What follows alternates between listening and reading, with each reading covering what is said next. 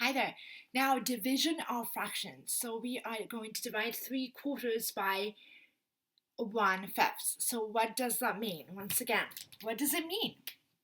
Okay, so question that you're going to be answering is, how many times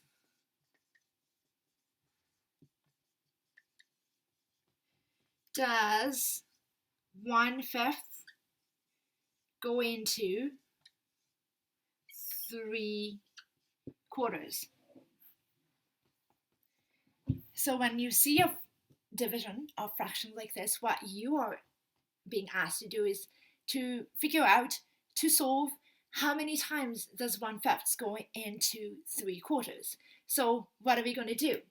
Okay, so for this one, we're going to draw 3/4 and 1/5. So you represent both in an area model. Okay, 3/4, 1, 2, 3, 1/5 on this side, 2, 3, 4. Remember, if I represent one fraction, if I what am I saying? If I put the lines top to down, I put the line that division lines from side to side on the other, so it's easy to see. So 1/5. I'm having apparently issues talking today. So that's my 1/5. That's my 1/5. This is my 3/4. There you are. And very similar to what we usually do with addition and subtraction, we superimpose these area models. Okay, so I have 1, 2, 3, 4, and I turning this into 3 equal parts. Okay. All right. So once again, I can see I have 1, 2, 3, 4.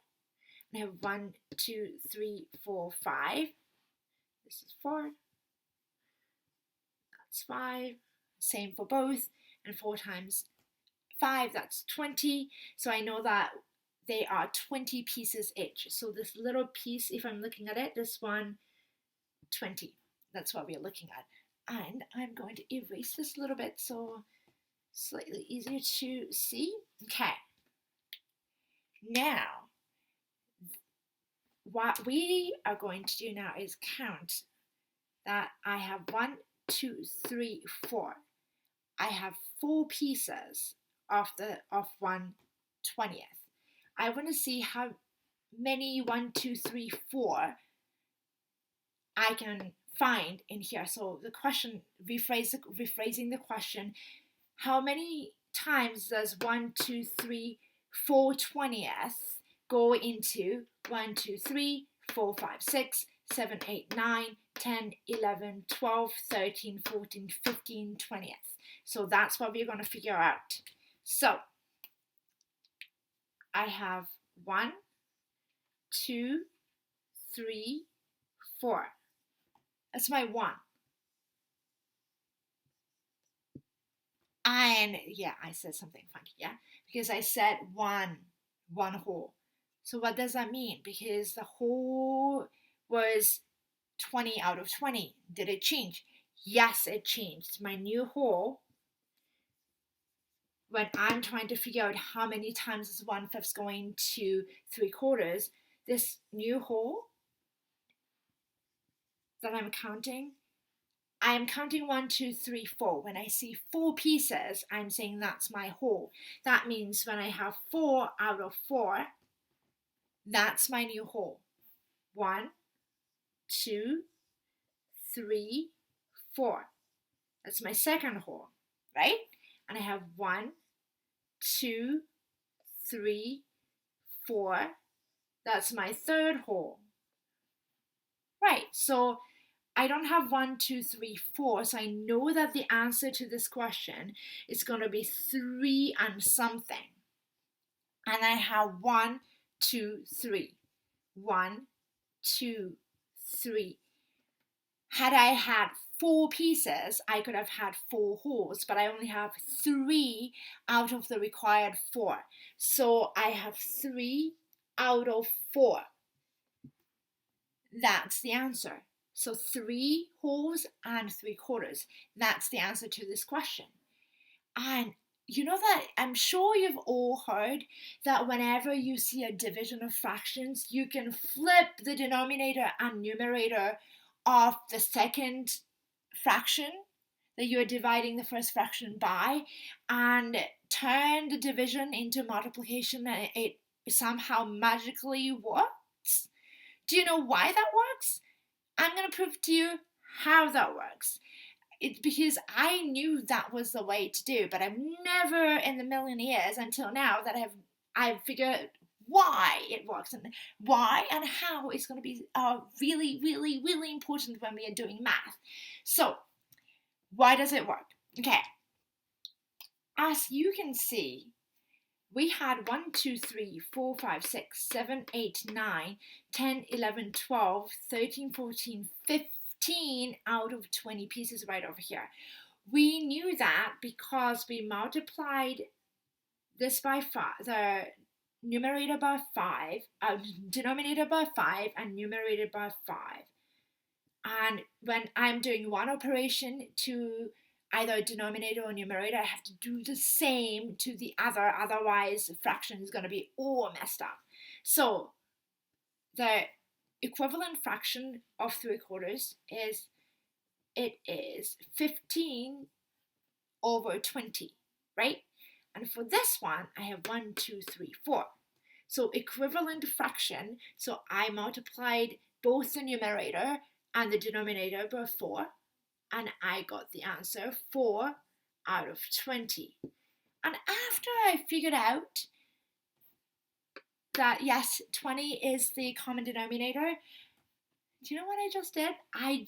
What we just did was I just divided 15 by 4 because I wanted to figure out how many times 4 goes into 15. So that's the exact calculation that we did. So 15 divided by 4. So how did we get 15 and 4? So if I am to rewrite 15 divided by 4, this is what we're going to get. So to get to 15, we did 3 multiplied by 5, right? That's what we did right over here. Right over here. And divided by 4. Where did the 4 come from? 4 comes from here. 1 divided by 4. Oh, no, 1 multiplied by 4. So like that. And if I write this, I'm going to just erase it right over here. Okay, if I rewrite this like that,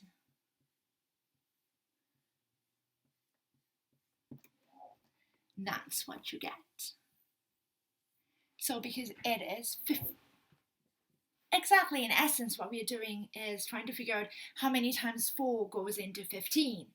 And when I rewrite this little bit, 15, we got it from 3 multiplied by 5. 4, I got it from 1 multiplied by 4.